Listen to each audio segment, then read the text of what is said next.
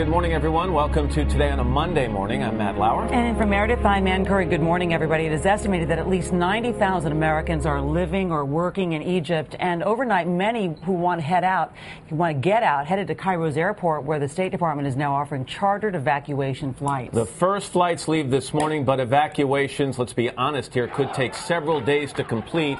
Meanwhile, Egyptian police and the military are bolstering their numbers ahead of a planned million-man march tomorrow. That's supposed to take place in Cairo. And there's added security around the Egyptian Museum there as well, where over the weekend thieves damaged 14 cases of priceless artifacts. We've got reports from across the region and the impact here in the U.S., beginning with NBC Chief Foreign Correspondent Richard Engel, who is in Cairo. Richard, good morning to you. Good morning, Matt. After a weekend of protests and looting, the army has now sent in reinforcements to Cairo and other cities, but the government is still not in control of Egypt. The Egyptian government, police and military are preparing for a showdown with protesters. Police are back on the streets after they were withdrawn from their posts over the weekend. The police are unpopular here. Protesters today were baiting them, accusing policemen of supporting a corrupt regime. Soldiers have also been arriving by the truckload in Cairo's main Tahrir Square, the center of the protest movement for days. Troops now line up in formation. They're checking ID cards and backpacks and stopping attempts to film them. For the first time, the Egyptian army is trying to contain these demonstrations. They're putting in concrete barriers. More soldiers have been brought in.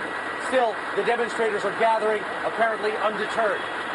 The reinforcements have been brought in because demonstrators are calling for a million-strong protest in Cairo tomorrow. The demonstrators plan to march on the presidential palace of Hosni Mubarak. It could lead to major clashes. Already, some troops fired in the air this morning. The U.S. Embassy is now assisting Americans in Egypt to leave, if they can make it to the airport through choked traffic.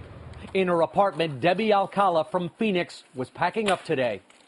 She's lived in Egypt for 5 years, owns a business here, but a phone call to her son convinced her it's time to go.